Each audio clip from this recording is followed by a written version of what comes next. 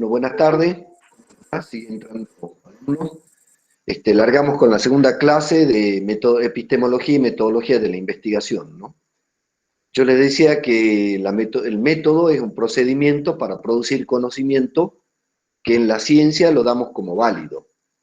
Y yo les decía que el método tiene mucho de receta, así como la receta de hacer una torta. Y bueno, hay dos maneras de hacerla, es seguir la receta de memoria, aunque uno no entienda lo que está haciendo, pero sigue los pasitos perfectos de memoria, y en ese proceso de receta produce un conocimiento que la ciencia occidental, le damos validez y los humanos le damos validez que pertenecemos a esta ciencia, ¿no?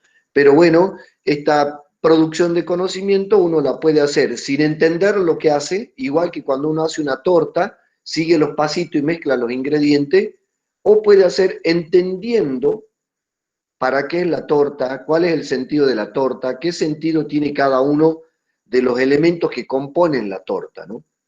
Hay profes que les gusta enseñar la receta, entonces toman la metodología como una receta y hay que aprenderla de memoria o aprenderla perfectamente y repetir tal cual la receta, ¿no? A mí personalmente no me gusta mucho eso, me parece que mejor es entender las cosas y después de entender uno le es mucho más fácil poder armar la receta. La primera parte, que es entender por qué se arma la receta, es lo que se llama epistemología, que es el área de la ciencia que estudia y analiza cómo construimos conocimiento los humanos de esta cultura, cómo producimos conocimiento los humanos y cuál de ese conocimiento que producimos nos es válido. El ejemplo que yo les daba en la clase anterior era sobre el COVID, que bueno, hay montones de información sobre qué cosas curan el COVID y cuál previene el COVID, pero la verdad, ¿a cuál le creemos? ¿A cuál de esos conocimientos le damos valor? Se calcula que en este momento hay más de 10 vacunas en carrera. ¿Por qué no agarramos alguna y nos la ponemos? ¿Por qué tarda tanto en validarse una vacuna? ¿Por qué esperamos tanto tiempo y exigimos tanto procedimiento y control antes de habilitar una vacuna? Porque, bueno, para el conocimiento científico, para que sea válido para todos los humanos, tiene que cumplir una serie de requisitos. Esas características que tiene el conocimiento científico en la clase de hoy. Hoy día vamos a hablar sobre los 5 aspectos que se considera en la epistemología que tiene que contener el conocimiento que nosotros producimos para creerlo y aplicarlo en nuestra vida cotidiana, ¿no? Lo primero que vamos a compartir, comparto una...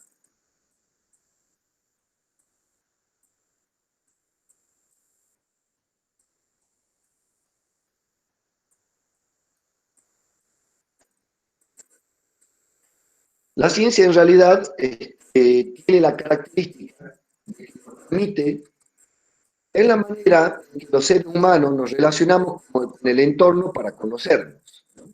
Para conocer nuestro entorno y para conocer el ser humano, ¿no? Hay fíjense, nosotros los seres humanos somos una especie más dentro del planeta y éramos como 5 o 6 de esta variedad y hemos quedado una. Y la verdad que hasta hace unos varios miles de años, más de 30.000 años, estábamos en extinción. Éramos una especie que prácticamente no ocupábamos mucho lugar y como les decía, varios de nuestros primos, varias de las ramas que vienen también del mismo homínido, del mismo origen, se han muerto, o sea, han desaparecido. Éramos una especie muy frágil. ¿Cómo hemos logrado de ser una especie frágil que hemos perdido 4 primos o primos hermanos o variantes de nuestra especie en el camino? ¿Cómo hemos hecho nosotros lo que hemos quedado vivos para sobrevivir? Y no solo sobrevivir, en este momento no hay rincón en el mundo donde no estemos los humanos jodiendo, digamos, ¿no? Somos prácticamente la especie que ha ocupado todo el planeta, incluso en lugares donde no se puede vivir, no sé, bajo el agua, en el hielo, en el desierto. O sea, los seres humanos hemos tenido la habilidad y tenemos la habilidad de ser cada vez más, de morirnos menos y de poder vivir en todos lados. O sea, hemos pasado de ser una especie en extinción a una especie tan exitosa que estamos extinguiendo a las demás, ¿no? ¿Y por qué se produce esto en los humanos, ¿no? Una de las respuestas que hay es porque tenemos la capacidad de producir ciencia y tenemos la capacidad de enseñarnos lo que aprendemos, los aprendizajes que tenemos. ¿Y cómo viene esta capacidad de producir conocimiento, ¿no? ¿De dónde viene? Bueno, hay una primera idea. Los seres humanos tenemos la habilidad de recordar, de ver, de recordar, de analizar, de describir y de poder decir que mañana va a volver a suceder lo mismo. Por ejemplo, no sé, cuando éramos cazadores, íbamos al atardecer a tomar agua, ahí hay una lagunita, y veíamos que al atardecer venían los ciervos. Todo un atardecer viene el ciervo.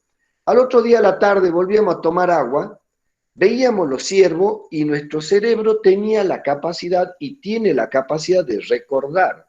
Decir, che, hoy han venido los mismos ciervos que ayer y justo han venido cuando el sol se está perdiendo bajo esa montaña. ¿Qué estamos haciendo?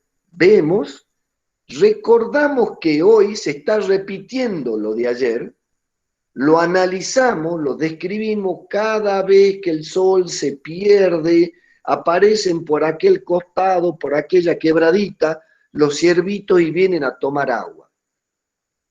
Vemos, recordamos lo que vemos, analizamos lo que vemos, lo hablamos, lo describimos, y eso ¿qué nos permite? Que lo que recordamos podemos decir que va a volver a suceder mañana. Podemos predecir la conducta de lo que nos rodea, de la naturaleza, y podemos predecir la conducta de los mismos humanos. O sea que la capacidad de recordar, no solo recordar y tener el recuerdo, sino poder pensar en ese recuerdo, analizarlo, describirlo y poder proyectarlo hacia el futuro, lo que nos permite predecir.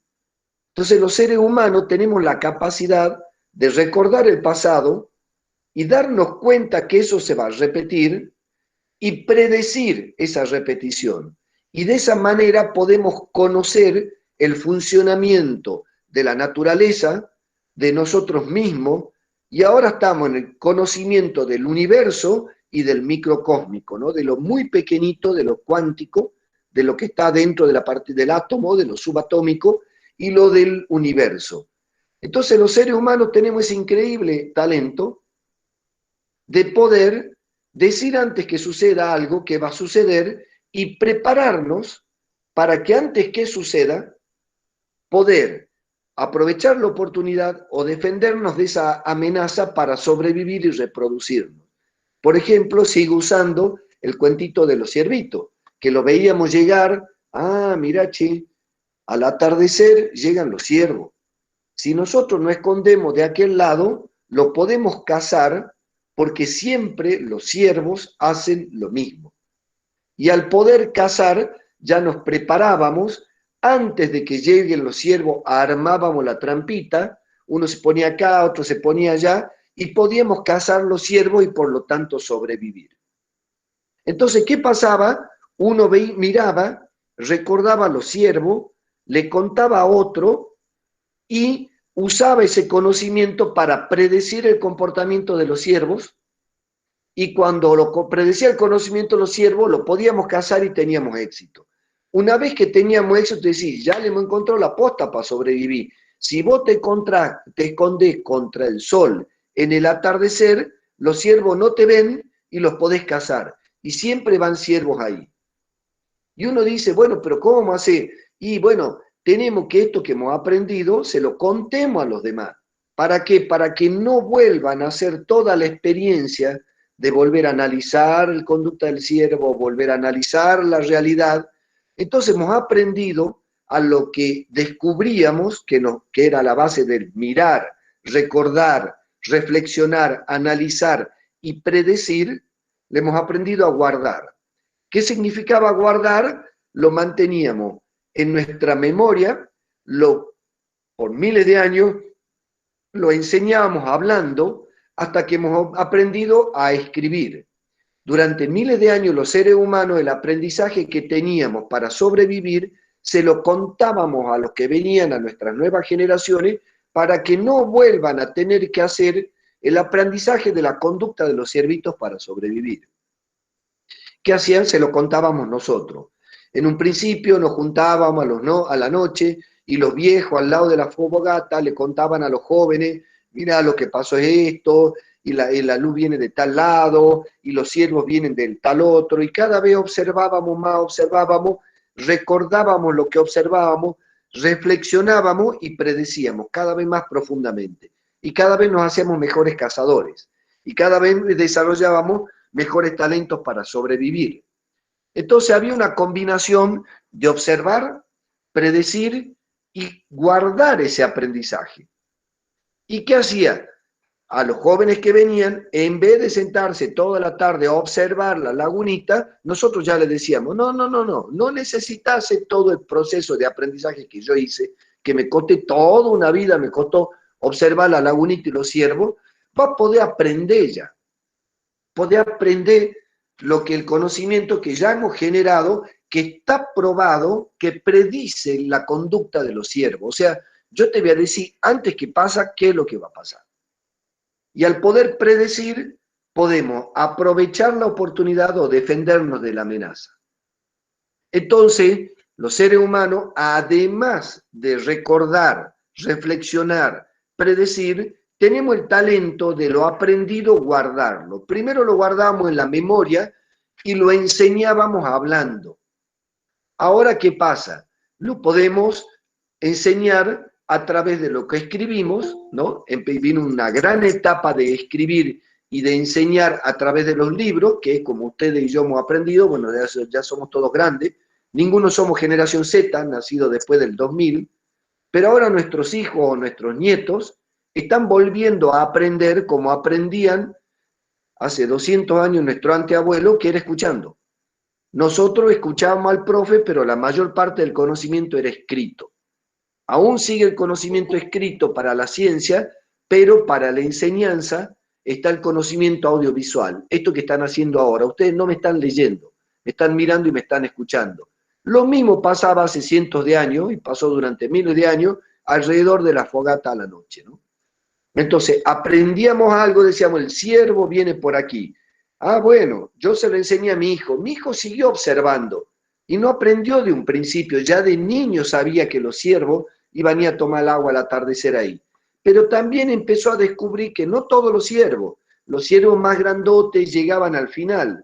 Entonces fue volviendo a ajustar y a mejorar el conocimiento anterior y lo vuelve a modificar y lo va enriqueciendo.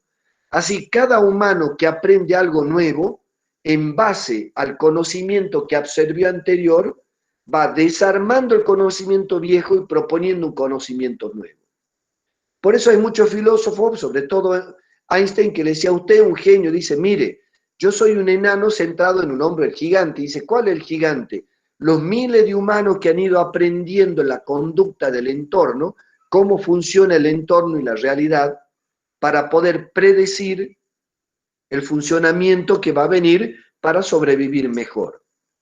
Entonces el talento científico de los seres humanos está muy relacionado con esas capacidades de ver, recordar, analizar, describir, predecir lo que va a pasar en la realidad, aprender a guardar ese conocimiento guardado es un conocimiento que hemos aprendido ya, que lo hemos incluido en nuestra cultura, enseñárselo a los demás para que los demás no tengan que volver a hacer la experiencia.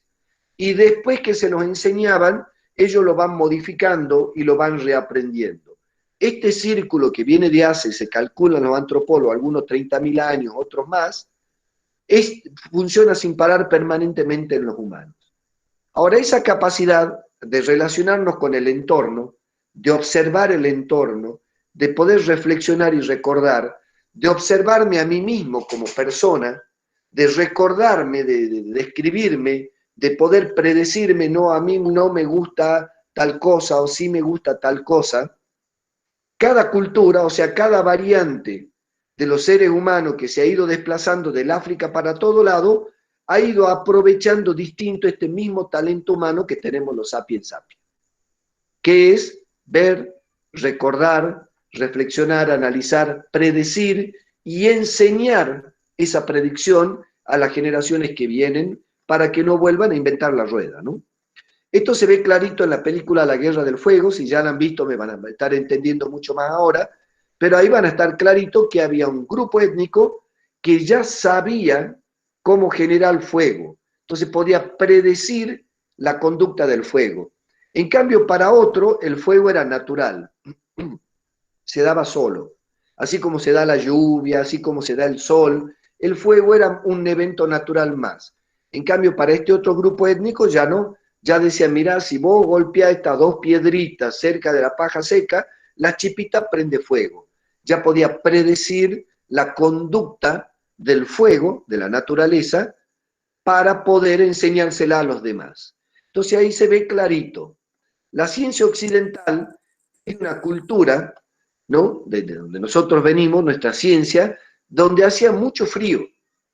Hacía mucho frío, durante 6 meses o más tiempo al año, la naturaleza se enfría, ¿y qué pasaba? Vos tenías que sobrevivir esos 4 o 5 meses. O sea, tenías que guardar agua, tenías que guardar comida, tenías que guardar leña, y si vos no predecías y no te preparabas para soportar el futuro, ¡pum!, te volvías para atrás. O sea, te podían morir, porque no te alcanzaba el agua, no te alcanzaba la comida, no te alcanzaba la leña.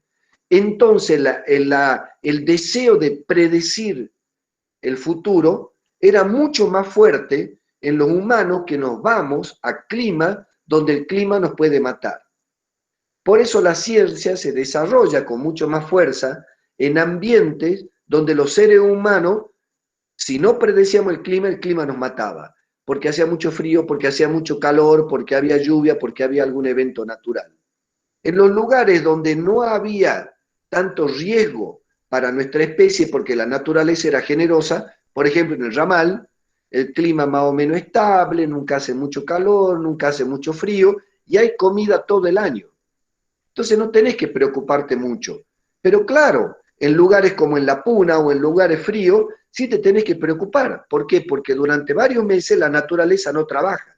Y si vos no te preparás antes, no sobrevivís a la naturaleza. Entonces la ciencia, que viene de la cultura occidental, que viene de países fríos del norte, tiene muy fuerte la idea de la necesidad de predecir el futuro. Por eso la gente que tiene más cerebro científico siempre está tratando de decir qué es lo que va a pasar antes que lo que pase. En cambio, la gente que no tiene tanto entrenamiento de este cerebro racional, ¿se acuerdan que le hablaba? Yo la clase pasaba de las distintas formas de pensar que se mezclan en la realidad, la racional, la emocional, la más reptilínea y la más física, la que responde más a la parte de producción y reproducción del cuerpo, ¿no? La ciencia se arma en lugares fríos. ¿Y cómo se va pensando? Y bueno, se va pensando de distinta manera a través del tiempo. La ciencia tal cual como la conocemos nosotros se arma en el siglo XVII, en un lugar donde además de ser frío, había mucha gente amontonada en vallecitos, en permanente competencia entre ellos, con mucha violencia, ¿no?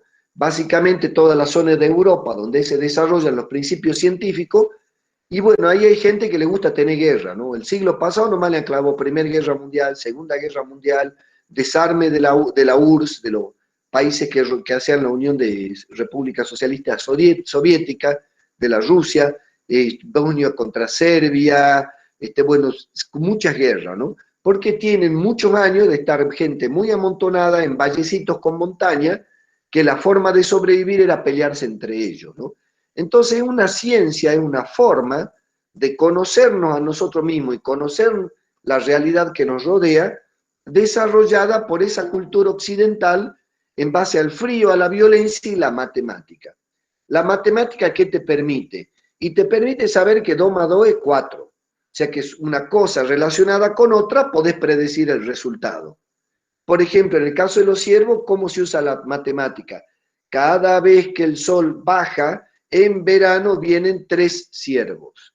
En el invierno vienen 1.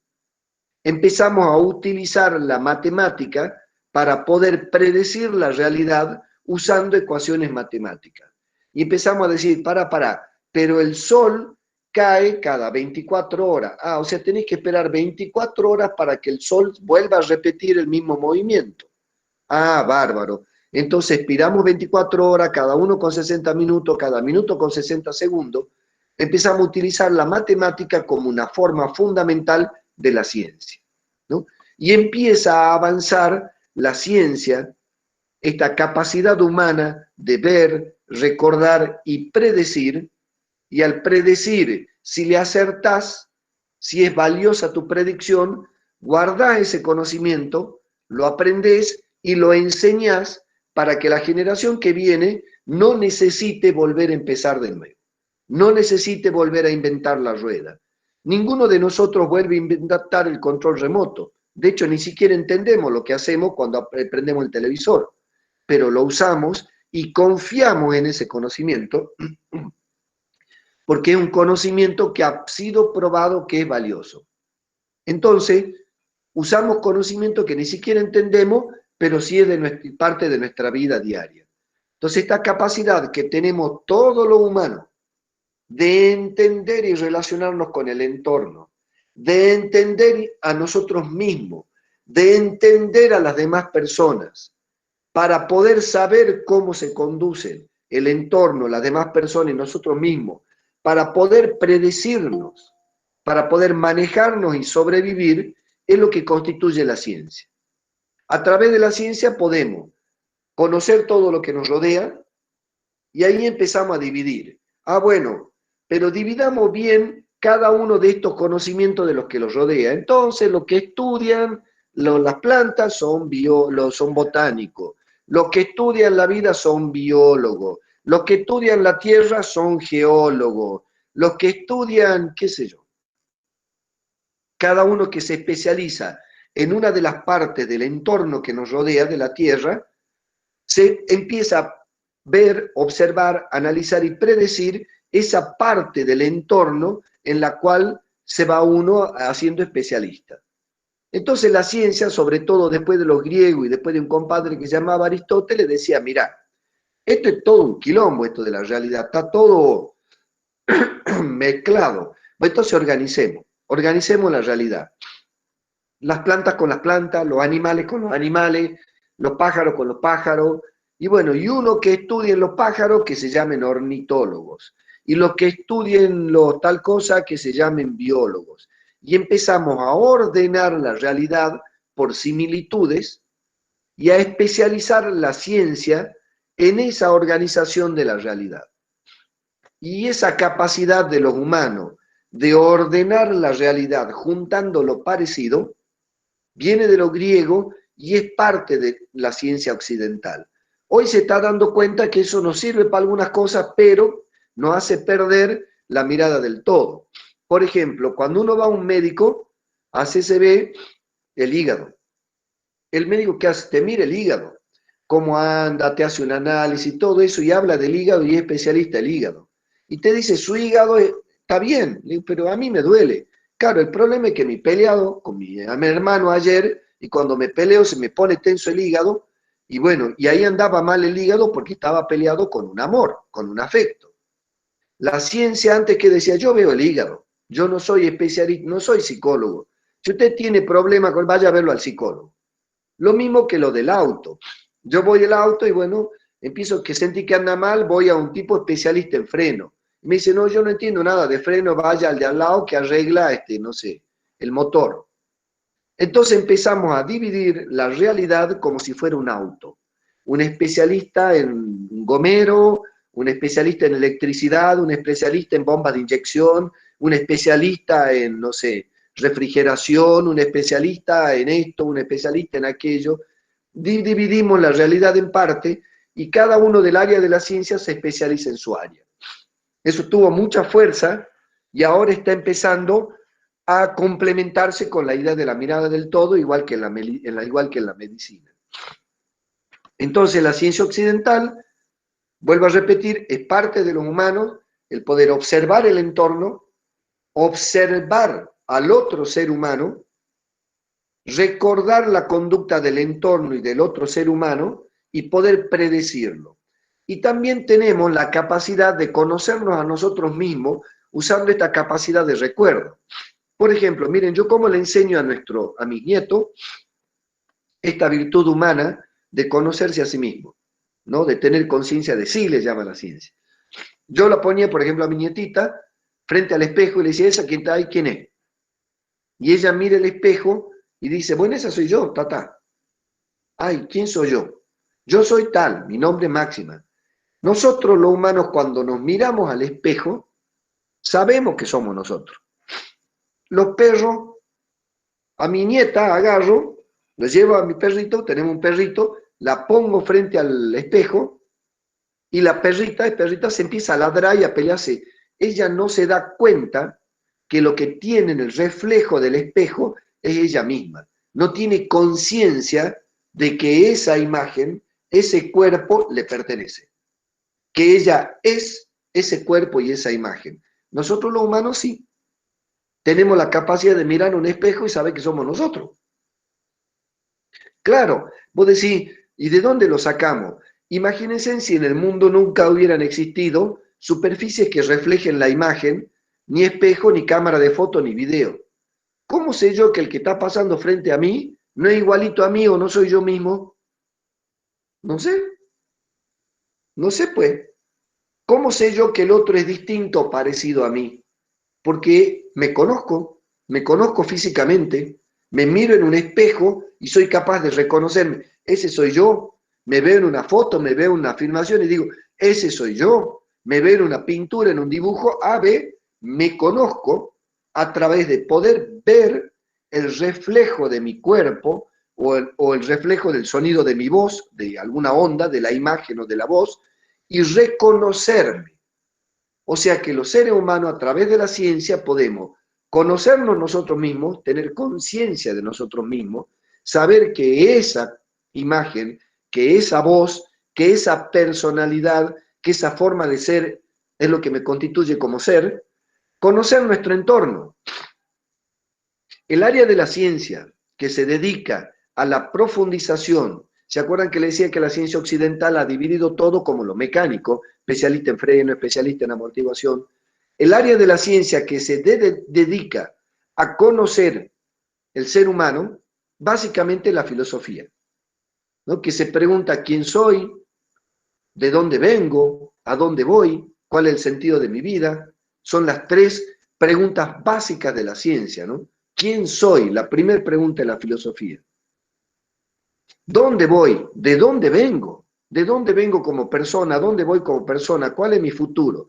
Hay un área de la ciencia que es la filosofía que profundiza el conocimiento de cada uno de los seres humanos y de todos los seres humanos. Además de la filosofía, está la psicología, que nos enseña a entender cómo funciona nuestro propio cerebro y la parte del cerebro que no manejamos, que ya es automática, el inconsciente. Y después hay otra que estudian los seres humanos cuando estamos trabajando en grupo, ¿no? La conducta grupal de los seres humanos.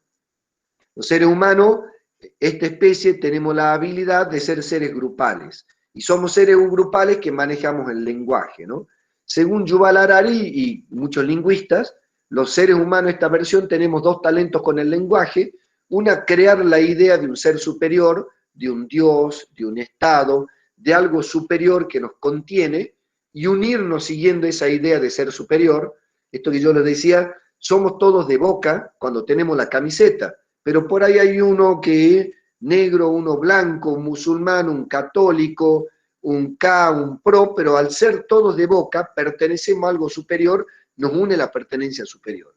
Esa capacidad de sentir que pertenecemos a algo superior, como Boca Junior, como ser jujeño, como ser argentino, como ser católico, como ser, bueno, lo que sea, de una religión, esa capacidad es un talento muy humano, pero también es un talento del sapiens sapiens el hablar y el conocer al otro ser humano.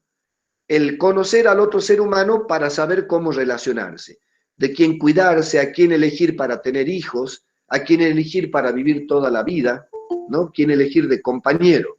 A ver, esperen que siguen y ahí los voy admitiendo.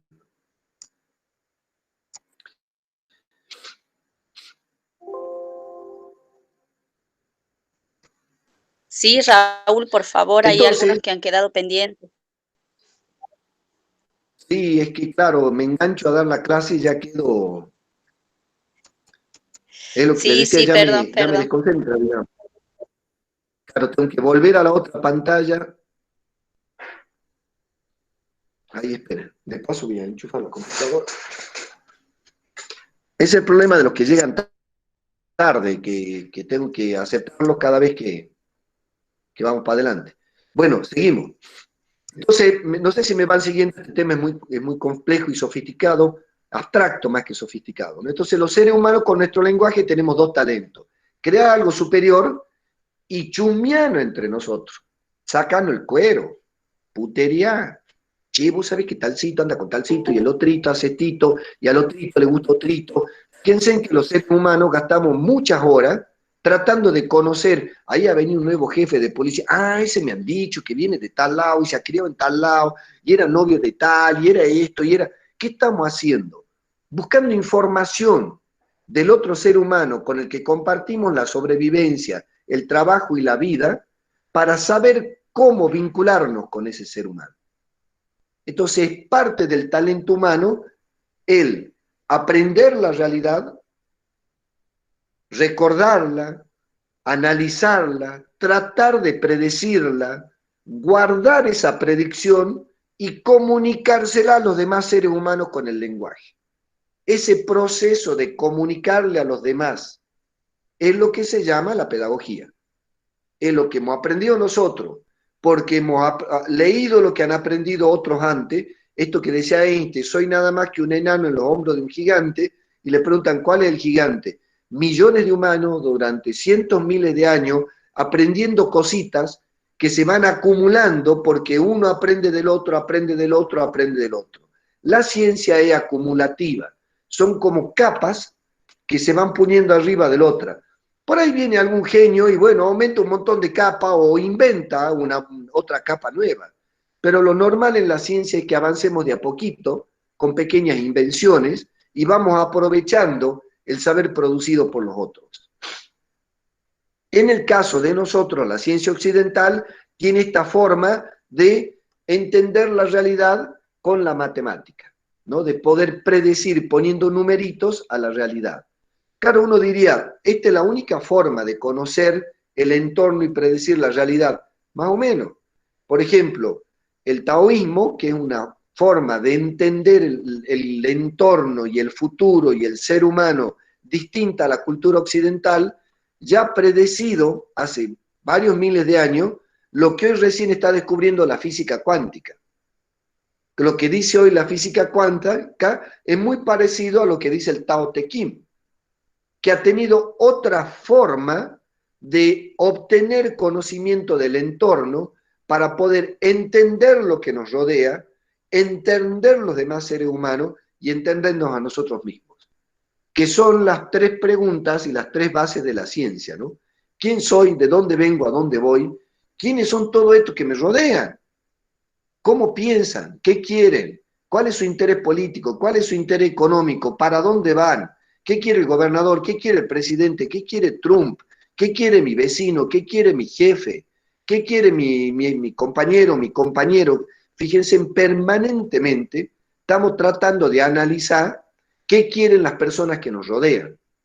Y también estamos tratando de analizar el entorno, todo lo que nos rodea a los seres humanos para poder sobrevivir. Concretamente ahora estamos obsesionados con analizar este pedacito de ADN que anda volando, que le hemos llamado virus, que no entendemos el comportamiento, no podemos predecirlo.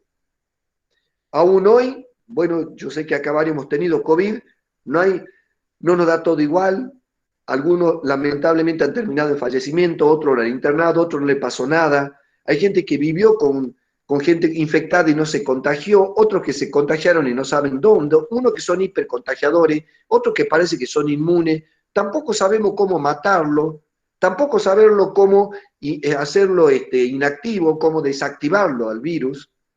Fíjense, es algo del entorno que nos está matando y que no podemos predecir su comportamiento, y como no podemos predecir su comportamiento, no nos podemos cuidar nosotros ni podemos desactivarlo o matarlo. Lo único que hemos aprendido es que si estamos cerquita y nos salpica saliva, nos contagiamos. Tampoco estamos seguros de eso. Recién se está viendo cuánto el contagio, si estornudás, si tosés, no sabemos cuánto queda el virus en la superficie. Recién estamos aprendiendo. Claro, la ciencia se encontró de nuevo que algo del entorno, que un pedacito de ADN de un virus que vivía tranquilo en un murciélago, cuando se pasa a lo humano nos mata. Una de las teorías, ¿no? De que vivía en un murciélago. Entonces, de nuevo, la ciencia, ¿qué está haciendo? Todos los científicos del mundo están tratando de entender, de ver, de analizar, de reflexionar, de describir la conducta del virus para poder predecir su comportamiento para poder sobrevivir. Lo mismo que hacíamos cientos miles de años con los ciervitos. En vez que ahora que sea un ciervito que lo vemos, ahora vemos el virus con un microscopio. Entonces, la capacidad de observar la realidad, recordarla, reflexionarla, guardar ese conocimiento y compartirlo con otro ser humano es común a todos los humanos. En cada cultura ese talento ha ido desarrollándolo distinto según el entorno donde ha ido migrando el ser humano, que originariamente para los antropólogos viene del África. Los europeos, que es donde se genera en el 1700 esta idea de ciencia que tenemos, son de clima frío, tenían el talento de tener ese clima frío, ser agresivos, y el talento de cada pueblo que salían a conquistar, le incorporaban todo su conocimiento, le aprendían todo rápido. ¿No? Europa siempre tuvo el talento de aprender. De hecho, Grecia, que está ahí en el Mediterráneo, en una de las puntas de Europa, que era donde se produjo el inicio de todas estas ideas de ciencia, era un lugar que se vinculaba con todo el resto del mundo, con el África, con la India, con los noreuropeos. Era un lugar que aprendía, ¿no? Que tomaba conocimiento de todos lados y de todo ese conocimiento produce esta propuesta que es la ciencia, ¿no? Esta idea de la ciencia va cambiando a través del tiempo. Es muy importante la figura del señor que se llama René Descartes. Ese no es muy viejo, está bastante bien explicado en el libro de Betty Bruce, que se lo mandé, y también en el de Fritz Capra, ¿no? Este capítulo sobre la ciencia, también en el de Chalmers, que dice que es esa cosa llamada ciencia, que hay un punto en la historia nuestra que dice, che, pero ¿cómo es esto de la ciencia? Nosotros, está bien, podemos predecir la conducta de los siervos. ¿Y cómo es esto de Dios? ¿Y cómo es esto de los sentimientos? ¿Los sentimientos y Dios se los puede predecir? ¿Quién se va a especializar en la fe y en las emociones? ¿Puede esta misma forma de pensar y de predecir la conducta de los siervos, la conducta del virus, la conducta del oro cuando se derrite, del agua cuando se evapora, del petróleo cuando le producís fuego, hace combustión, guarda esa combustión en algo cerrado y eso manda para arriba un émbolo que hace el movimiento, que es el motor a combustión, que nos produjo la movilidad del auto, el tren, el avión y todos los demás? Bueno, esa predicción que hacemos en la materia también va para las cosas espirituales, para lo intangible, y ahí donde dice Descartes con su discurso del método, que se lo aprendió muy fuerte, dice, no, para, esto es un quilombo, hermano. Una cosa es lo material y otra cosa es lo inmaterial. Una cosa es lo que podés tocar, como por ejemplo el ciervo, como por ejemplo una pared, como por ejemplo un auto, un cuerpo humano, y otra cosa son los sentimientos, los pensamientos y la fe. Eso nadie lo puede tocar. Eso es subjetivo. Cada persona tiene su idea, cada persona tiene su sentimiento, cada persona tiene su fe. Cada persona tiene su verdad. Pero que el virus no depende de lo que yo piense o de lo que cada uno de ustedes piense. Ese virus es un pedazo de ADN que está activo y que es lo que es sin importar lo que cada uno de nosotros piense de él. Entonces, ¿qué hace Descartes en ese momento? Dice, bueno, vamos a hacer una cosa, vamos a dividir la ciencia en dos ramas. Una sencilla que es para lo que se puede tocar y lo que se puede medir y lo que se puede cuantificar, que le puede poner un número para poder entender esto que le decía, el comportamiento. Cada 24 horas los ciervos vienen al agua. cada 365 días cambia, ha dado una rotación la Tierra, cada tanto tiempo cambia el clima, cada tantos meses que sale una fruta, crece una planta, tiene una aparición un animal. Todas son predicciones matemáticas para poder prepararnos antes, ¿no? Entonces, ¿qué dice en ese momento? ¿Sabe qué? La parte material lo maneja la ciencia, la parte inmaterial para la religión. Entonces, la ciencia no se ocupa, hace unos cientos de años, de todo lo que sea el pensamiento, el sentimiento, la conducta humana, la fe, el amor, todo eso era cosa de cura. Y la ciencia solo se dedicaba a lo tangible, a lo que se puede tocar y ver, aunque sea que se pueda ver con un microscopio o con un macroscopio, ¿no? Con un telescopio. Si yo lo puedo ver, existe. Si lo puedo tocar o cuantificar, existe. Como un pensamiento no se lo ve, ¿dónde ve el pensamiento? Como la fe no se la puede ver, como el amor no se lo puede ver, ahí hace Descartes una división en la ciencia occidental, o sea, este talento del ser humano de relacionarse con el entorno, recordarlo, reflexionarlo, predecirlo y enseñarlo, guardarlo y enseñarlo, lo empieza a ordenar de acuerdo al gusto de esta cultura occidental. Y ahí se le ocurre dividir en dos. Otras culturas no tienen dividida la realidad en pedacitos, como tiene la ciencia occidental, esto que les decía, el que arregla el freno, el que arregla el amortiguador, el médico del riñón, el médico de los ojos, el médico de los dientes, no un médico para todo, con que tiene, no sea, un especialista en auto con distintos mecánicos, no hay un mecánico para cada cosa.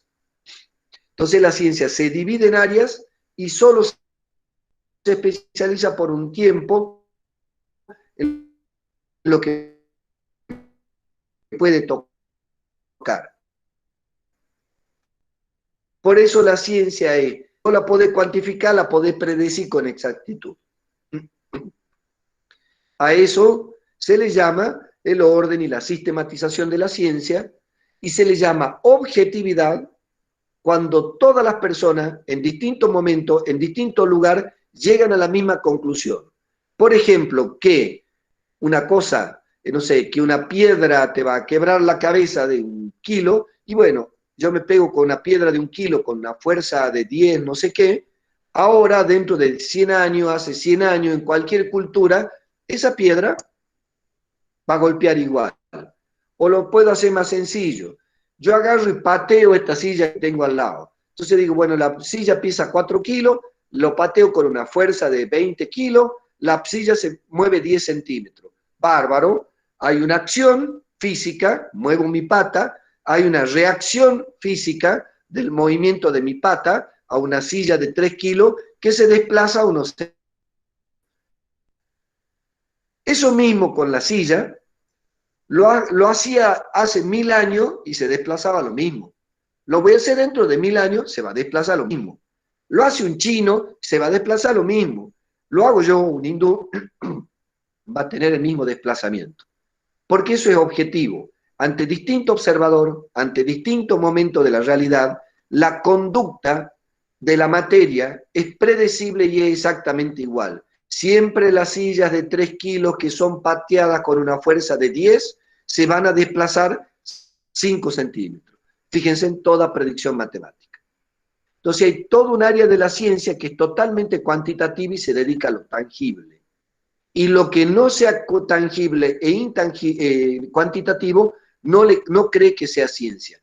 Ese es el caso de Bunge, ¿no? Ahí le he dado de Mario Bunge, un epistemólogo argentino, creo que ya se ha muerto hace poco, que en Estados Unidos, que él decía, por ejemplo, la teología, que estudia cómo explicamos a Dios, la filosofía, la antropología, que estudia la conducta de los humanos de otra cultura, la sociología, que estudia la cultura occidental, todo eso son cuentos, dice, eso es mentira, eso no es ciencia. La única ciencia es la que estudia lo tangible. Entonces, hay mucha gente que cree que la ciencia solo puede avanzar sobre las cosas cuantitativas y tangibles. Bueno, esa idea de Descartes ya está siendo cuestionada, hay gente que la sostiene. Chalmers, que es otro que le di que tiene una posición intermedia, acepta que tiene razón Bunge, para las cosas tangibles, pero también podemos usar esta capacidad humana de ver, observar, recordar, predecir en la conducta humana, en la forma de pensar y de sentir de los seres humanos, en el amor, en la fe. De hecho, el siglo pasado, en el 1900, fines del 800, principio del 900, de usar este método para conocer la realidad, para conocer el propio varero, pues la propia cabeza, ¿no? Los propios pires, el propio inconsciente, ¿no? Lo que nos pasa en la cabeza que nosotros no nos damos cuenta ni podemos manejar.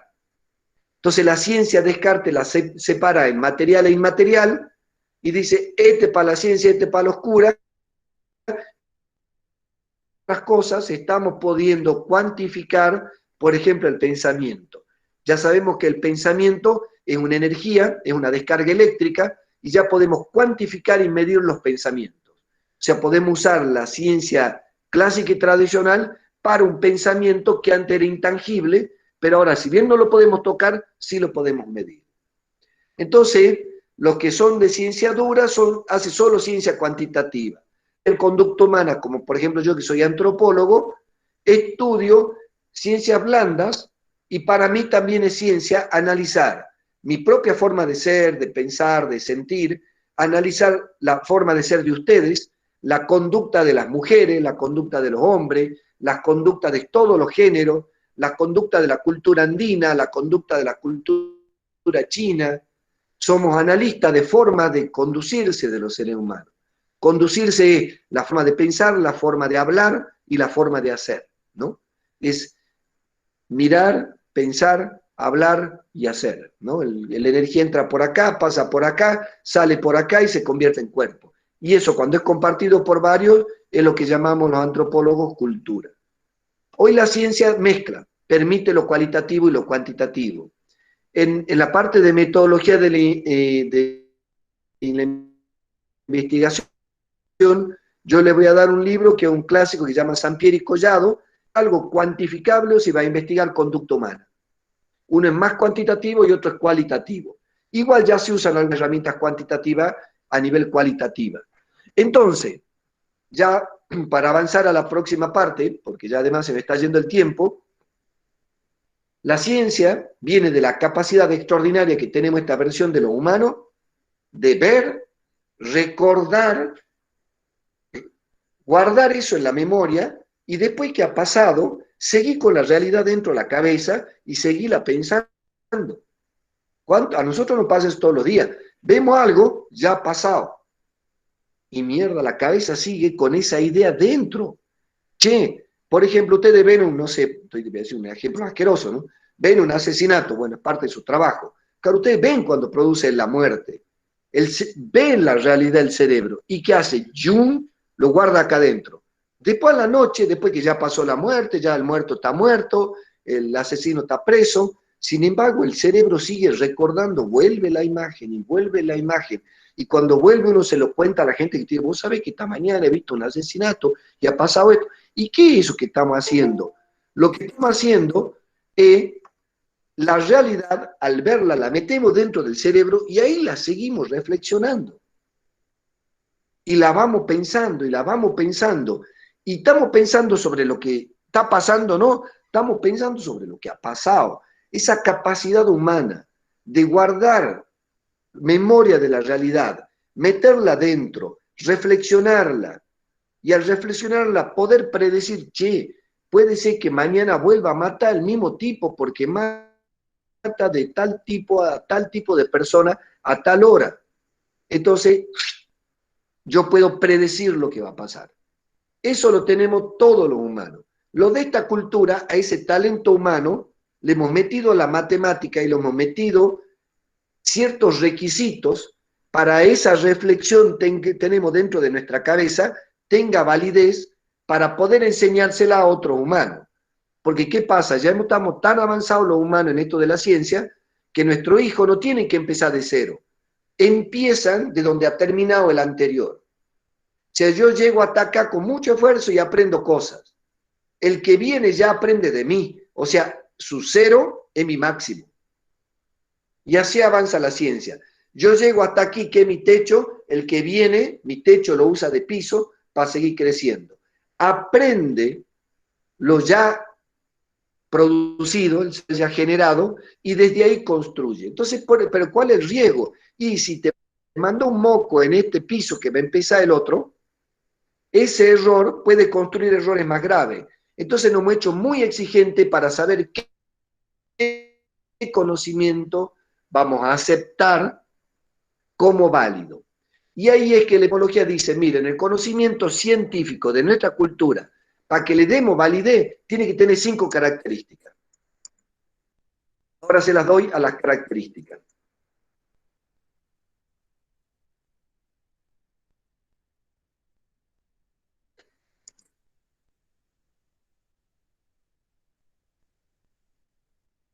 Me tranco el PowerPoint.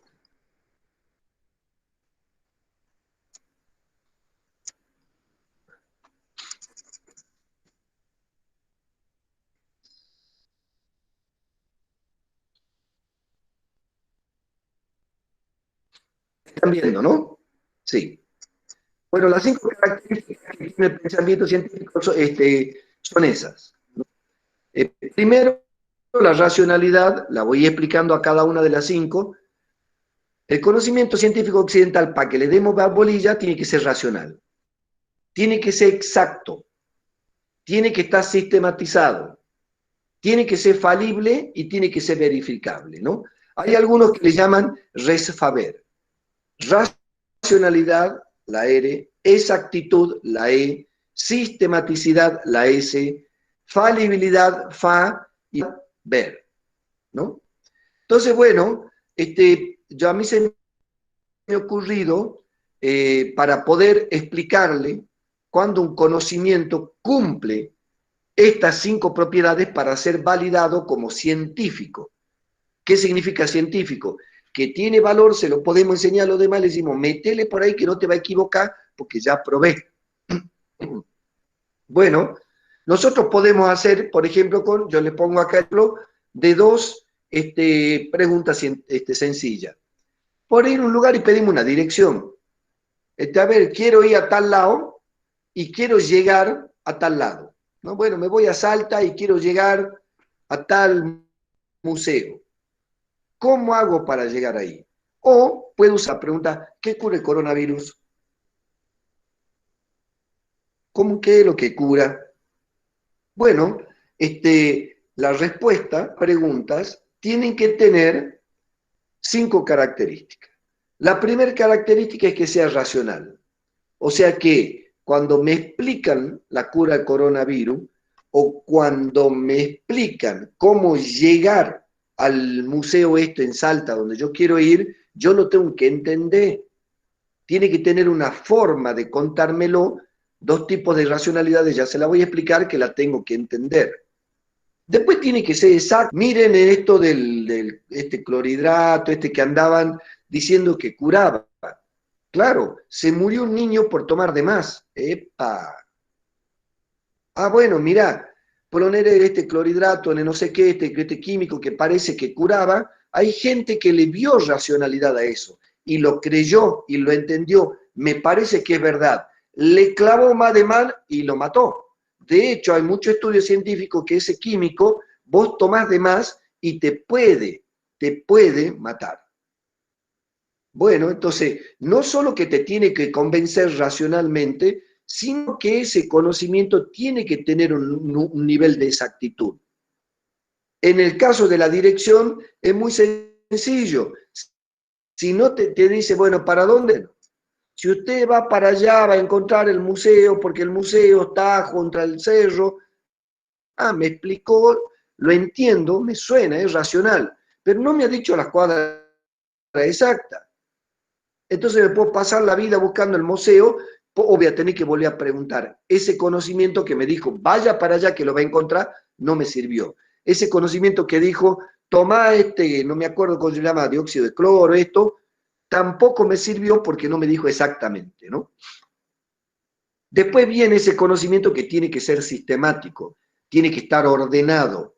¿Por qué? Por lo mismo, cuando uno toma un remedio le dicen, tome este remedio después de almuerzo cada 8 horas, tómelo de esta manera, hágalo de esta manera. En el caso de la búsqueda de la dirección del museo en Salta, decirle, bueno, mire, llegue hasta la plaza, doble a la derecha, siga 4 cuadras, después vaya hacia el norte 6 cuadras, te van dando las órdenes y el proceso para poder ir aplicando ese conocimiento, tanto para ponerte la vacuna o lo que sea, o para llegar a la dirección. La sistematicidad es el orden que le damos al conocimiento adentro que vamos a transferir para que le sirva a los demás. Porque sería absurdo que yo les diga, usted para ir al museo lo primero que tiene que hacer es volverse a Jujuy.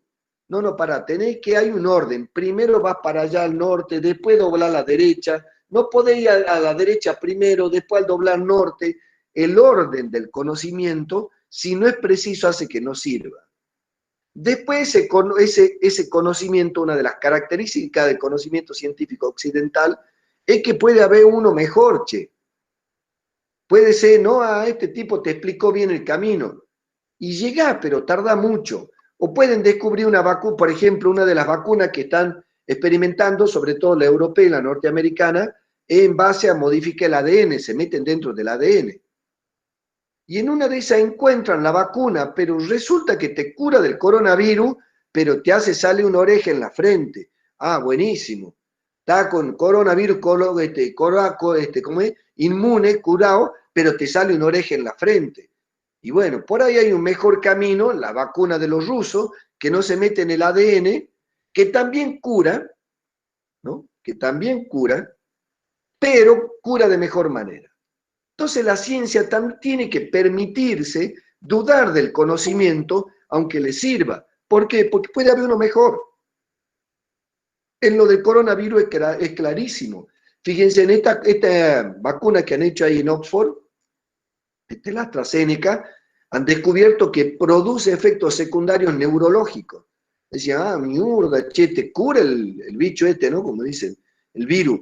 Pero bueno, te vuelve loco. Bueno, es un camino, funciona, pero mejor sigamos buscando, ¿eh? La ciencia tiene que permitirse buscar siempre. Aunque funcione ese conocimiento, siempre creemos que podemos encontrar un conocimiento mejor. Eso se le llama la falibilidad de la ciencia. Si bien es verdad, porque te cura el coronavirus, te lleva hasta el museo, en una de esas hay una mejor cura, che. Y por ahí ni siquiera cura. Descubrimos que podemos prevenirlo antes que curarlo. Si comes ajo todos los días, no te entra el coronavirus, no necesitas poner la vacuna. Entonces el conocimiento tiene que ser falible. Y por último, tenés que verificar, tenés que poder verificar que ese conocimiento es real. ¿Y cómo uno verifica? Experimentando. ¿Cómo hace uno? Y bueno, se va caminando, ¿no? hasta el museo y dice, che, vos sabés que yo seguí las indicaciones, y es verdad esta indicación. Che, vos sabés que yo me puse la vacuna esta de, no sé, de los rusos, y es verdad, me ha curado del coronavirus, ¿no?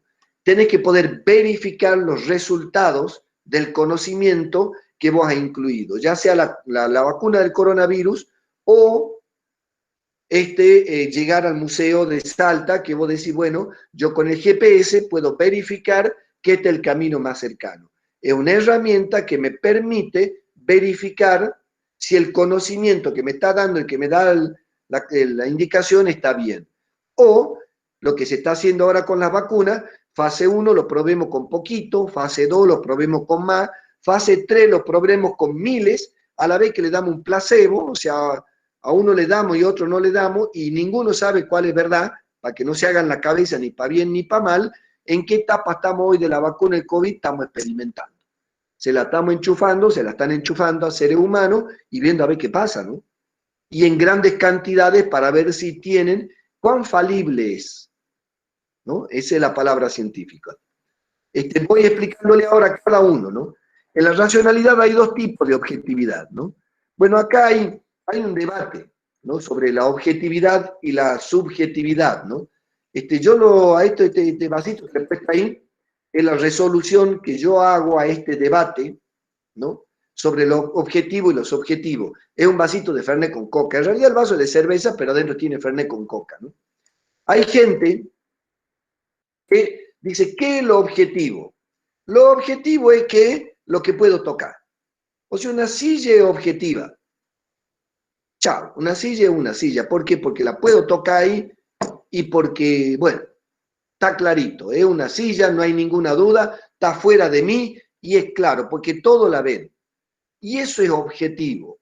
Cuando la silla existe independiente del observador, esté yo o no, la silla sigue estando ahí. O que el sol va a salir cuando yo exista. El día que todos nosotros nos muramos, ¿el sol va a salir? ¿O ya no va a salir más? No, no nos da bola. El sol sigue independiente de lo que nosotros sientamos o pensemos. Y a eso se ha dado a llamar la objetividad. La realidad, el entorno que sucede independiente de lo que nosotros sintamos y pensamos respecto de él. Entonces, uno dice que hay algo afuera que es independiente del observador. Los positivos extremos dicen sí. La ciencia solo sirve cuando es objetiva. Y siempre hay algo objetivo. O sea que hay algo que pasa que no depende de uno. Y uno en la día a día lo dice. Le dice, che, no, séte más objetivo, papá, vos estás metiendo mucho tu sentimiento. Aquí es lo que ha pasado esto. No, séte más objetivo.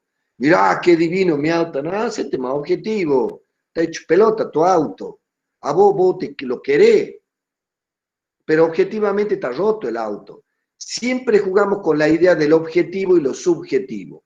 Entendiendo lo objetivo, aquello que está fuera del humano, no es pensamiento, no es sentimiento, y que es igual para todos.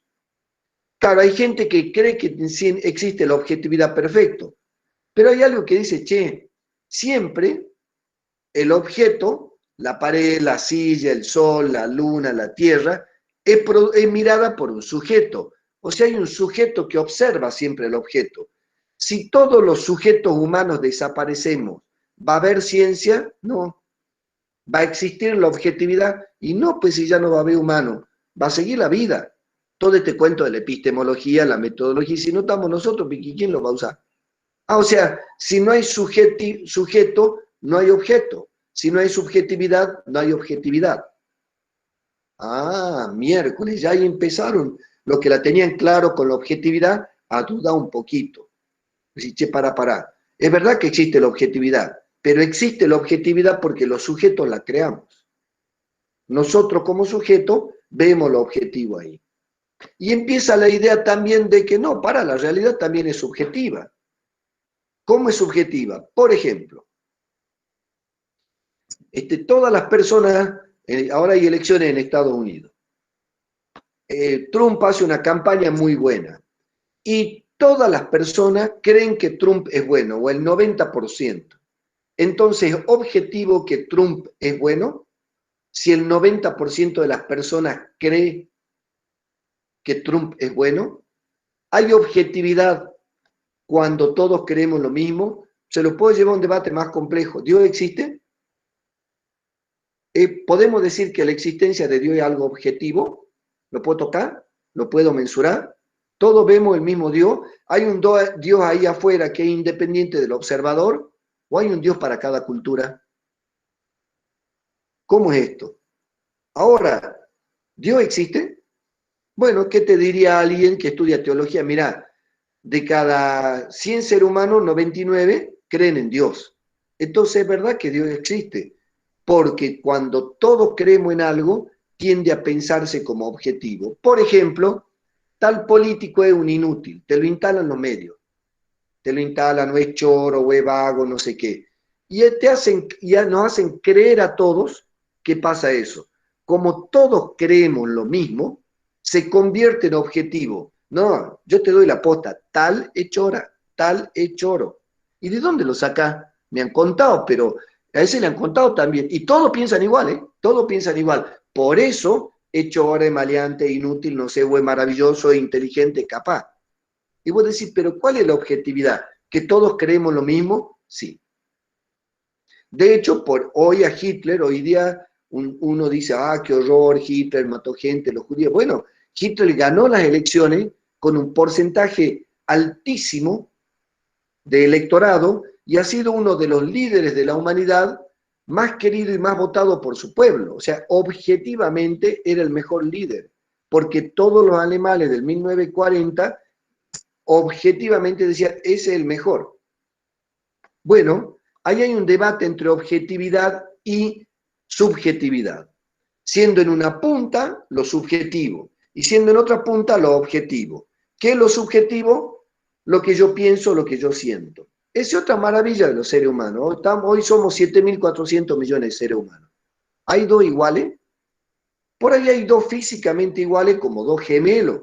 ¿Ha visto el mismo, o he visto de la mujer, se tiene la misma información genética de los dos? No son dos óvulos con dos espermas, ni un óvulo con una esperma que se parte la mitad. Vos decís, genéticamente tienen que ser iguales. Ahora, la forma de ser, no hay dos gemelos iguales. La maravilla de los seres humanos, que hoy somos 7.400 millones, no sé cuántos miles de millones hemos sido ya y no hemos muerto, y todos somos diferentes, todos somos únicos, todos tenemos una parte nuestra que es única, que es totalmente subjetiva, que es singular. Bueno, se usa la palabra singular, unicidad, o sea, hay una parte que es totalmente subjetiva del ser humano y que es solo mía y nadie más piensa igual que yo. Y uno se va haciendo más viejo y se va dando cuenta, puta, la verdad es que esto yo nomás lo pienso. Esas cosas que uno solo lo piensa es lo más subjetivo, ¿no? La cosa única. Pero después todos tenemos cosas en común. Por ejemplo, hacen del auto, todos usamos los autos, la medicina, el conocimiento, la pedagogía, la comida, la elaboración de comida, básicamente comer, curarnos. Ahí hay cosas objetivas. Entonces, conviven nuestra forma de ver la realidad, de relacionarnos, vuelvo a repetir, con el entorno, con los demás seres humanos y con uno mismo, con subjetividad y objetividad a la vez. Yo sigo un autor que se llama Bourdieu que dice, la objetividad y la subjetividad conviven siempre. Siempre hay algo de subjetivo y siempre hay algo de objetivo. ¿Cuánto hay de cada uno es lo que hay que tratar de ver? Entonces, de mi perspectiva epistemológica, los seres humanos somos Fernet con coca. Siempre tenemos algo de objetivo, o sea, vemos el entorno con algo objetivo. Che, esa silla es una silla. Pero siempre hay algo de subjetivo. Lo que para mí significa esa silla, solo para mí significa, porque era la silla de mi abuelito. Para el señor de al lado, para mi vecino, la silla de mi abuelito que ve, una silla igual que vos. Compartimos conocimiento objetivo. Para los dos es silla, sin ninguna duda. Ahora, ¿yo le doy el mismo valor a la silla igual que mi vecino? No. Porque era la de mi abuelito. Y yo soy el único nieto de mi abuelito. Nadie más puede sentir lo que yo siento. Porque soy el único que le he visto a mi abuelito sentado en esa silla. En la realidad conviven la objetividad y la subjetividad desde mi perspectiva. Van a leerlo a Bunge y Bunge es solo la objetividad. Chalmers habla de la convivencia y Capra, todavía te complica más el cerebro, te dice están mezcladas la objetividad y la subjetividad en permanente dinamismo y relación entre ellas como el yin y el yang. ¿Han visto estos dibujitos que tienen los asiáticos para describir la vida, ¿no? Una gotita negra, una gotita blanca, entre ambas forman un círculo, en la parte más gorda de lo negro, de la gota negra hay una gota blanca y en la parte más gorda de la gota blanca hay una gota negra. La diferencia hacia el todo, y en la objetividad existe subjetividad, siendo lo negro lo subjetivo, y en la objetividad existe subjetividad, siendo lo blanco lo objetivo y el puntito negro lo subjetivo, ¿no? Yo soy de esa idea que siempre hay subjetividad y siempre hay objetividad. Siempre hay parte de lo que vemos de la realidad de los demás seres humanos y de mí mismo que es una opinión única. Y otra que la podemos compartir con los demás porque también es objetivo para los demás. También llegan a la misma conclusión los demás, ¿no?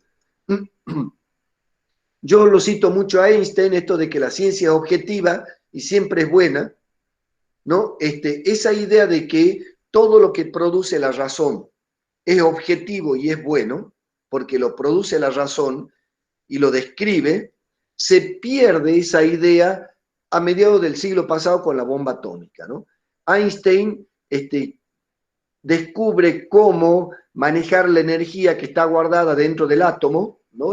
Su famosa E igual a m por c al cuadrado, ¿no? Cuánta energía está guardada dentro de la materia para poder conocer más el entorno, en este caso la materia que está guardada dentro de la energía que está guardada dentro de la materia, que es más radiactiva como el plutonio, ¿no? Que es un mineral.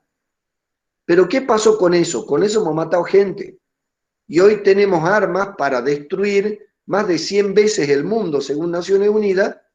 O sea, somos una especie que hemos desarrollado, gracias a la ciencia objetiva, armamento para destruir nuestro propio planeta decenas de veces. La objetividad es buena, es mala, sirve. Heisenberg, Oppenheimer, que trabajó junto con Einstein para producir la bomba atómica, él después se deprimió mucho. Él dice, mira, hemos demostrado que con la bomba atómica la objetividad puede ser no neutra. Si objetivamente descubrimos que cuando parte un átomo libera energía y esa energía destruye la materia, ¿no? La reacción en cadena de la bomba atómica. Ahora, podemos usarla para matar gente o podemos usarla para curar gente. O sea, lo objetivo no siempre es bueno, lo que es considerado objetivo. Por ejemplo, el lanzamiento de la bomba atómica en Estados Unidos fue compartido objetivamente por todo lo que conducían en la guerra. Vayan a preguntarle a los de Nagasaki y de Hiroshima, que aún siguen naciendo deformes por la radioactividad, si esa objetividad era neutral y real, ¿no? Entonces ya la idea de que la ciencia y el conocimiento es objetivo y es neutro, ya la duda mucho la ciencia. ¿Por qué? Porque hemos producido conocimiento objetivo y neutro que terminó matando a los demás seres humanos. Les puedo decir cosas más complicadas. Se entiende que el ser humano está prosperando, está mejorando, es objetivo que los seres humanos somos cada vez más y vivimos cada vez mejor. ¿Será?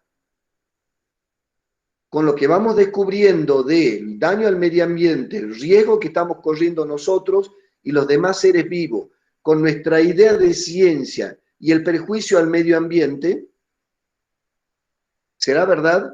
Miren, el otro día veía un documental en África que querían convertirle en agrícola. ¿Y cuál era el problema para convertirle en agrícola? Van los científicos, hacen una investigación y dicen, el suelo está muy duro. ¿Por qué está muy duro? Porque está pisoteado por animales muy pesados, los rinocerontes y los elefantes. Y durante varias décadas se pagó a gente para que maten animales, para que no pisoten el suelo, porque era objetivo que el suelo se apisonaba, se chancaba por estos animales y después no se podía cultivar. Sí era objetivo, pero por ejemplo, una variante del rinoceronte ya ha desaparecido. Hay muy poco elefante y rinoceronte en el mundo. ¿Lo objetivo es siempre bueno? ¿Lo objetivo es neutral? ¿Lo objetivo solo va para adelante? No, no siempre. Entonces, la objetividad es la otra punta de la subjetividad. Es cuando algo sucede independiente de quien lo observa. Lo subjetivo es lo único, lo propio, lo particular de cada uno de los observadores. Y uno dice, si te va la subjetividad no es ciencia, si te va la objetividad sí es ciencia. ¿Qué decimos muchos que estudiamos esto y nos dedicamos a esto? No, siempre hay un sujeto haciendo ciencia. Siempre hay un comisario, una comisaria investigando el crimen, el delito, la conducta de la gente, para poder predecir, para poder dar más seguridad a la sociedad.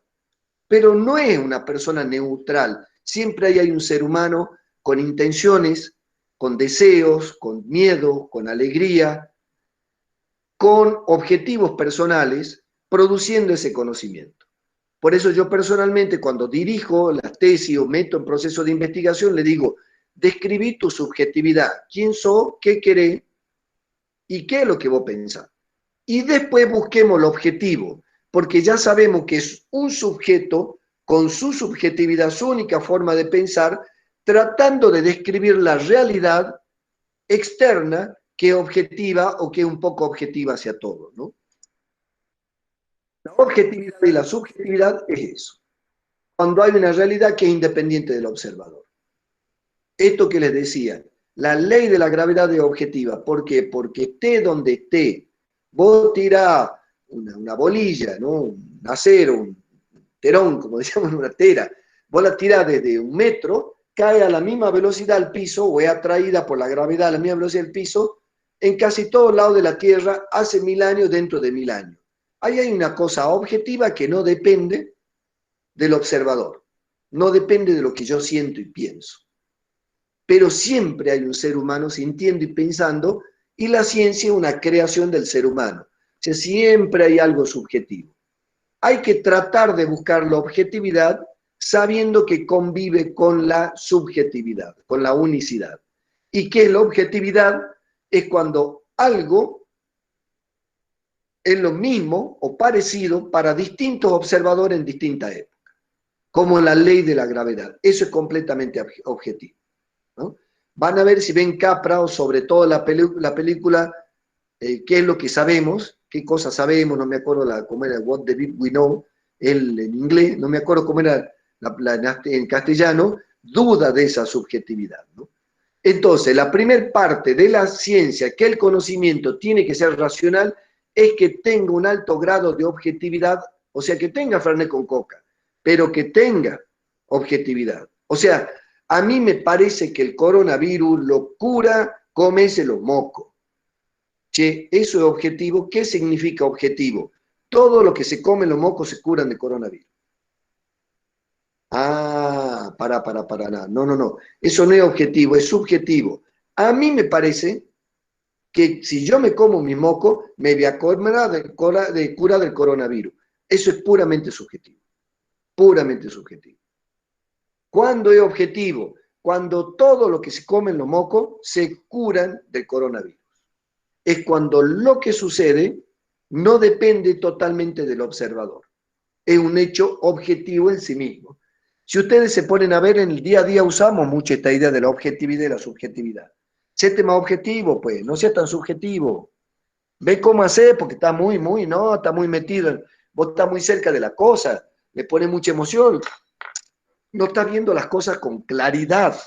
¿Qué es con claridad? Lo que yo siento, no lo que sucede. La objetividad es eso. Lo que existe independiente de uno. La subjetividad es cómo uno lo ve, cómo uno lo siente, cómo uno lo percibe. Como en la realidad, un Fernet con coca. Siempre hay un sujeto que percibe la realidad y siempre hay algo de la realidad que es independiente del observador.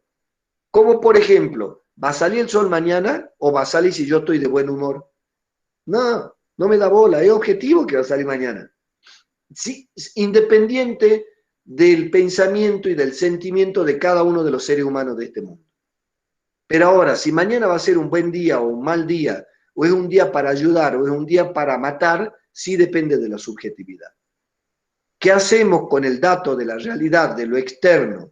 Cuando nosotros decimos lo externo, acuérdense en que decimos todo lo que nos rodea, el universo para arriba, todo lo que nos rodea chiquitito, la física cuántica, ¿no? Lo subatómico, lo que podemos tocar, el otro ser humano, y también la ciencia ha incluido uno mismo con un objeto de estudio, la psicología, la filosofía, ¿no? La primera característica del conocimiento es que tiene que tener objetividad. Tiene que tener racionalidad estricta, así lo llama la epistemología. ¿Qué significa? Y que lo puedo justificar, pues. Vuelvo. Bueno, le he hecho un ejemplo medio ridículo. Si usted se come los mocos a las 6 de la mañana todos los días, se va a curar del coronavirus. A ver, pues justifícame. ¿Por qué? La racionalidad estricta es la capacidad de responder a la pregunta ¿por qué? Es una operación mental, ¿no?, que nos permite llegar a la conclusión de lo que nos están diciendo tiene lógica, pero es cuestionable. Sí, bueno, che, a ver, yo postulo objetivamente que el comete los mocos te cura el coronavirus. Dice, che, ¿cuál es la objetividad de lo tuyo? ¿Ha curado a montones, te ha curado a vos nomás? ¿Es tu percepción o los mocos curan a todos sin depender de lo que piense cada persona? Le hace un análisis de objetividad. Ponele que objetivo, che, mira, todo lo que se comen los mocos se curan del coronavirus. Hemos encontrado la cura. Y objetivo, no depende de uno o del otro. La realidad de te comes los mocos, te cura, sin importar qué opine el de al lado. O sin importar qué opino yo. La segunda pregunta es, ¿por qué, che? ¿Se puede justificar? Si vos sabés que el coronavirus se pega en el moco y si vos te lo comes, estoy inventando, ¿no? Te genera anticuerpo y esos anticuerpos lo mata al virus. Puedo explicar con el conocimiento que tengo en el momento de la pregunta, porque el conocimiento aumenta o cambia a través del tiempo, que lo justifique lógicamente. Que diga, ay, miércoles, che, tienes razón, esto de comerse los mocos, claro, porque vos te lo metes en la panza y ahí no entran los pulmones, y bueno, de golpe tengo un justificado, lógicamente, de por qué hay que comerse los mocos. Entonces, la primera parte del conocimiento, volviendo para atrás, que yo les decía, tiene que ser racional, la racionalidad tiene dos aspectos. Tiene que ser objetiva, desde mi perspectiva, siempre con subjetividad, Fernet con coca, y además la tiene que poder justificar. Tiene que poder responder a la pregunta ¿por qué? ¿Por qué pasa esto? ¿No? Tiene que poderse describir y explicar lógicamente de acuerdo al manejo del lenguaje y a la cantidad de conocimiento que maneje quien explique y quien escucha, ¿no? Eso también es variable, pero tiene que tener estas dos características. Bueno, les doy un ejemplo que no sea el coronavirus y que no sea pedir una dirección, no sé.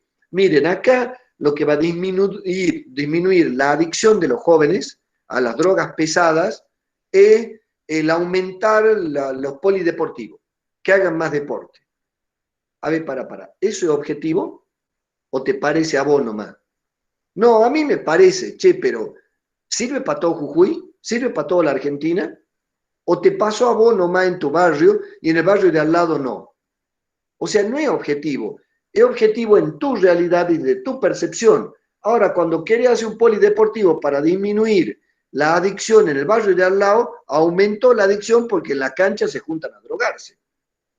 Entonces, bueno, la objetividad es que lo que vos estás planteando de conocimiento sea igual en distintas situaciones y para distintos observadores, lleguen a la misma conclusión. Y la racionalidad estricta es después que has demostrado que tiene algo de objetividad y algo de subjetividad. Bunge va a decir objetividad pura, Capra te va a decir un quilombo, papá es una sopa, el yin y el yang, es la objetividad y la subjetividad siempre mezclada, en una relación dinámica e intercomunicada. Bueno, hay que llegar, la segunda parte es más o menos objetivo, sí. ¿Y podés explicar por qué? Ah, no, la verdad que no puedo. Ese conocimiento no es científico. Entonces, la primera característica del conocimiento, que es la racionalidad, tiene dos puntos, objetividad y racionalidad estricta. La objetividad es esto que para distintos observadores en distintos momentos llega a la misma conclusión. La racionalidad estricta es que lo puede explicar, es lógica, ¿no? Vamos al otro. El segundo es la exactitud. La exactitud tiene que tener tres tipos de exactitud del conocimiento.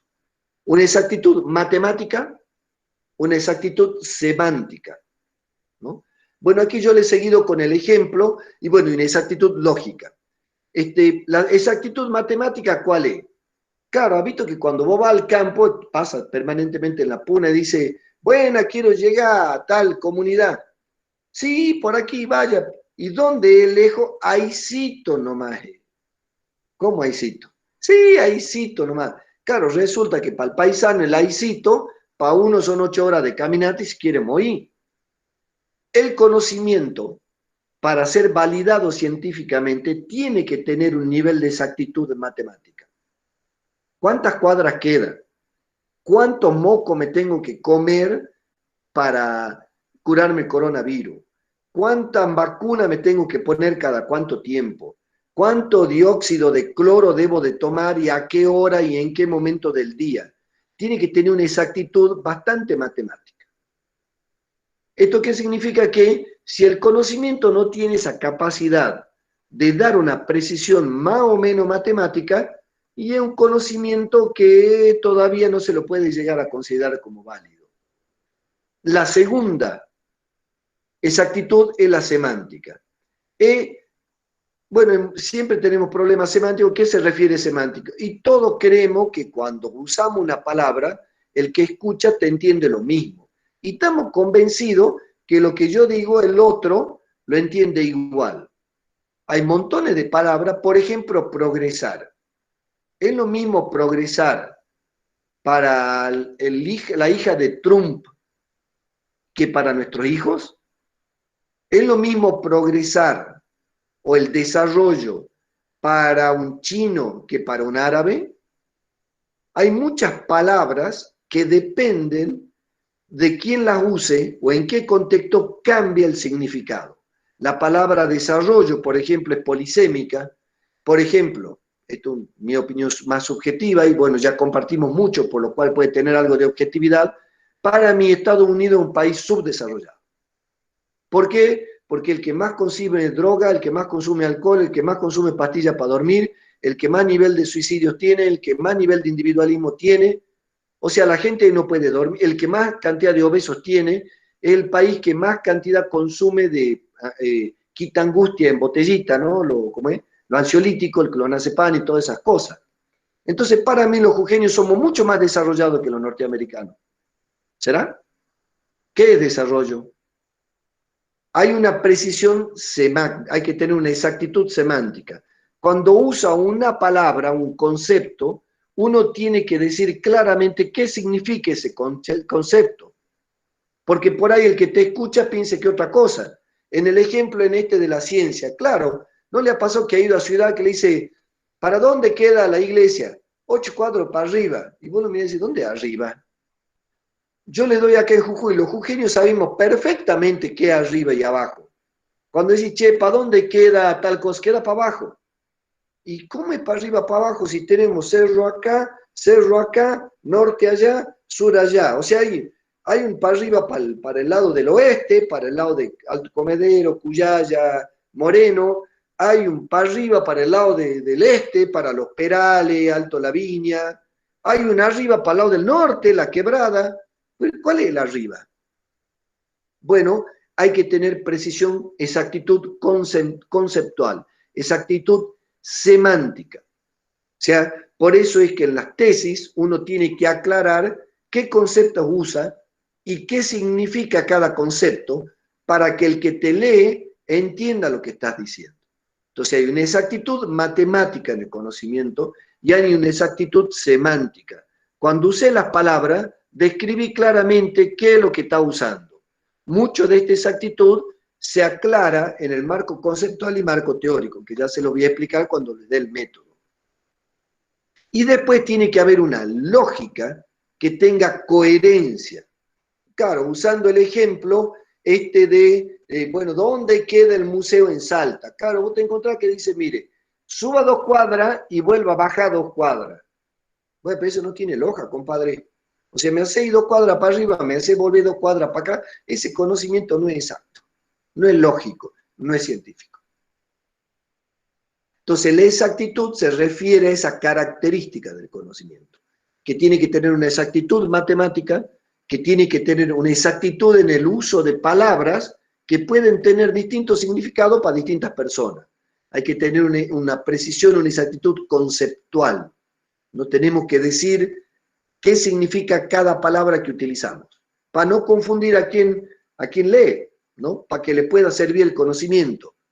Y tiene que ser coherente el conocimiento. Vos no podés decir, suba 2 cuadras, baje 2 cuadras. O sea, vos no podés decir, la cura del coronavirus es comerse los mocos, pero los mocos también no curan el coronavirus. Es decir, compadre, ¿curan o no curan? No, a veces curan, a veces no, depende. La verdad que puede ser que cure. Ah, bueno, jodeme, no estás haciendo exacto vos. No está siendo lógico. Tiene que ver un poquito con el principio anterior. ¿Se acuerdan que tenía que tener una lógica, responder a la pregunta de por qué? ¿No? La racionalidad estricta que se le llama en epistemología. Entonces el conocimiento tiene que ser racional y objetivo, tiene que ser exacto, tiene que tender a tener una exactitud matemática en el lenguaje y en la lógica, ¿no? En cómo vos lo proponés y lo expresás al conocimiento. La otra, la tercera, es la sistematicidad. El conocimiento tiene que estar organizado, tiene que estar adentro de sí y tiene que estar organizado de acuerdo a lo que te pide la gente para que lo pueda recibir. El ejemplo más claro de la organización es un ropero. Vos decís, bueno, a ver, yo tengo toda mi ropa tirada ahí en el piso, un quilombo, está todo mezclado. Yo le vengo y le pregunto, a ver, decime cuánta ropa tenés. Ah, tengo mucha. Bueno, sí, mucha. Decime cuánta ropa tenés. Bueno, ahí está, pues. Cara, un quilombo. No está ordenado, no está sistematizado. Ahora, ¿qué pasa si yo tuviera un roperito? ¿Qué es un ropero? Una estructura. Una estructura donde divido partes para ordenar la ropa. Y aquí pongo la media, aquí pongo la remera, aquí pongo los pullovers, aquí pongo los pantalones. Y cuando me preguntan, che, ¿cuánta ropa tenés para? Chingo, yo tengo 25 ropas. ¿Y cómo es que, y estás seguro que tenés? Sí, estoy seguro porque la tengo ordenada la ropa. Ahora, si yo vengo a alguien y veo ahí un montón de ropa, ¿cuánta ropa tenés? 25. Y vos ves ese quilombo, le crees y decís, mierda, ¿qué va? Ni sabe que tienen ese quilombo, tiene todo desordenado. Hacer un sistema, hacer una estructura, es como armar un roperito para ordenar la ropa, que nos resulta fácil buscarla y nos resulta fácil mostrarle la ropa a otra persona. Si yo vengo a una persona y le digo, mira, yo te voy a mostrar mi ropa, y le muestro toda mi ropa en el piso hecho un quilombo, y ese conocimiento no es científico. Eso que le estoy mostrando, que le digo, mira, esta es mi ropa, te estoy mostrando mis cosas. Y tengo 25, y vos decís, ¿en ese quilombo tenés 25 ropas? ¿Será? No, la verdad que no te creo. Ahora, si está todo el roperito ordenado, ya te creo, es sistemático ese conocimiento. Y además ese roperito, tal cual como está, el mismo que tienen todos los seres humanos del mundo, es la misma forma de ropero, o sea, esa estructura con la que yo ordene la realidad, que es mi ropa, la comparten todos, puedo comparar un ropero con el otro. La sistematicidad me permite ordenar la realidad, analizarla más rápido, mostrarle a los demás más fácil la realidad que yo quiero mostrar, mi ropa, y comparar mi conocimiento o mi ropero con el ropero del otro. Che, mira, mi ropero tiene más ropa, menos ropa, el tuyo está más vacío, el mío tiene el 70% lleno, el tuyo tiene el 80%, y así, ¿no? La sistematicidad es el orden que uno tiene para trabajar con el conocimiento. Y ese orden, además, ese roperito, hay que tratar de hacer que tenga la misma forma que el roperito de los demás para que puedan compararlos entre sí, para que sean roperitos comparables. En el caso de que esto que le daba diciendo, bueno, vamos a buscar este museo en Salta, claro, imagínate que vos vas y le decís, bueno, a ver, objetivo, no, sí, el museo queda hacia allá, 4 cuadras, ajá. El tipo no me ha dicho, a mí me parece que queda cerca o queda lejos, me ha dicho queda 14 cuadras de aquí. Haberle dicho, ¿por qué me dice usted esto? Porque el museo está de aquel lado, esta avenida, me ha parecido. Es exacto, me ha dicho exactamente la cantidad de cuadras, me ha aclarado qué es arriba y qué es abajo, ¿no? Ha tenido una exactitud en el manejo de los conceptos y ha sido bastante lógico. Mire, primero vaya a aquella avenida, después vaya para aquel costado, después vaya para allá. La sistematicidad es el orden con el que te presenta su conocimiento la persona. Claro, ¿qué pasa? A ver, ¿usted sabe dónde queda el museo? Sí, mire, bájese del auto, cámbiese la media, maneje caminando 3 kilómetros hacia el centro de la Tierra, llega a la Luna, coma mayonesa, doble a la derecha y pregunte por don Gervasio, que él le va a decir dónde es el museo. ¿Cierto? ¿Qué me está diciendo este? Fíjense, a uno le pasa muchas veces que va a preguntarle a alguien, por ejemplo, un mecánico, che, ¿qué le pasa a mi auto? Lo hace el diagnóstico y te entra a explicar. Y es tal quilombo explicándote que si no te entiendo, hermano, tu conocimiento a mí no me resulta científico. ¿Por qué? Porque lo estás presentando desordenado. Lo tenés en la cabeza desordenado, lo estás presentando desordenado. Y además, lo que el mecánico este me dice, yo lo llevo a otro mecánico, ¿cómo puedo comparar los dos diagnósticos de los mecánicos? Si los dos tienen el mismo sistema, el mismo roperito, la misma manera de organizar la realidad, me sirve para comparar una cosa con el otro. El conocimiento científico, además de ser objetivo y racional, además de ser exacto, tiene que estar ordenado, tiene que tener un sistema, tiene que tener una estructura donde está todo relacionado, esto va acá, y esa estructura tiene que estar relacionada con el contexto. No se puede producir conocimiento, bueno, sí se puede, pero mejor se produce conocimiento con orden, con sistema. ¿No? El sistema es eso, organizar la realidad en partes que están vinculadas entre sí y con el contexto. Este vendría a ser el tercer filtro que le tenemos que pasar al conocimiento para que lo aceptemos como científico. Van a ver cuando ustedes empiecen a proponer sus estudios de sus casos, ¿no? sus proyectos de tesis, ahí se van a dar cuenta que, bueno, Camila, yo, todo lo que trabajemos en analizarle, bueno, ellas van a trabajar más, en analizarle sus proyectos, los vamos a pasar por estos 5 puntos. A ver, che, ¿es objetivo lo que vos me estás planteando? ¿Es exacto? ¿Tiene orden? ¿Tiene sistematicidad? Y lo vamos a ir ayudando para que la pregunta científica o el problema o la duda que ustedes quieran investigar, sí cumplan, o más o menos cumplan, estos 5 principios de la epistemología. Está muy desordenado, le falta sistematicidad a tu conocimiento. ¿Por qué no organiza esto? Está muy subjetivo, dale más objetividad. Le falta exactitud conceptual. No tiene lógica lo que me estás diciendo. Entonces, nosotros como docentes, ¿qué hacemos? El control de estos 3 principios en su trabajo de investigación. Vamos al 4º principio, yo a ver en qué hora estoy. Uy, ya se me está terminando la hora. El 4º principio, la falibilidad. Bueno, el conocimiento es imperfecto. Esto ya lo expliqué un poco, es que el conocimiento puede fallar. ¿Por qué? Porque, bueno, la verdad no surge, pero está bien, esto me cura el coronavirus, pero me produce muchos problemas y por ahí una mejor cura. Le creo, pero también lo cuestiono al conocimiento. Acepto creer que esta vacuna cura el coronavirus y dejo de investigar, no, porque puede haber otra cosa mejor. ¿No? Por ejemplo, Francis Bacon decía que la verdad surge del error que de la confusión. Por ejemplo, yo digo, el moco cura el coronavirus, investigo, no cura. Ah, bueno, por error ya descubrí que los mocos no curan el coronavirus. Ah, no, el perejil, hago la investigación, el perejil no cura el coronavirus. Ah, bueno, el error de creer que el perejil y el moco me lleva a la verdad, porque ya sé que no es el moco, sé que no es el perejil. La falibilidad es que el conocimiento, si bien lo aceptamos, también lo dudamos. Porque puede haber algo mejor que esto.